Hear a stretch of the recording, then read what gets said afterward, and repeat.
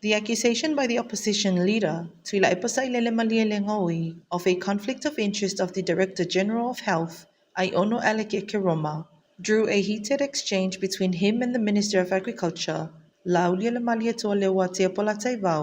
during Wednesday night's Parliament session.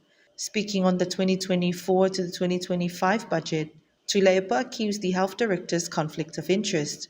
The former prime minister said that if there was a conflict of interest, it would be hard to do the right thing and said there have been complaints about this. Iono owns a private health clinic which operated before he became the Director General of Health. Laauli took the floor and reminded Tuilaepa of the standing orders on naming a person who cannot defend him or herself. Laauli said Iono was among the CEOs present in Parliament but could not defend himself. Laauli then reminded Tuilaepa that he was pointing his finger, but what he did have a conflict of interest when he was the Prime Minister and his son headed the Ministry of Finance, as if it was owned by your family, Laauli said.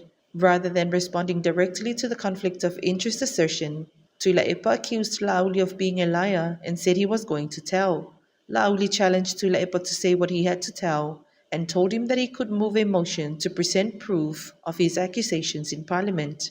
The Member of Parliament for Sangangalua, Maulolo Amos Tavita, joined the Speaker in trying to calm the situation and appealed to both Tuilaepa and Laauli's connections to the Malietoa title. When the situation died down, the Speaker reiterated Laauli's words about the provisions of the standing orders regarding MPs naming a person under parliamentary privilege when that person cannot defend him or herself in Parliament.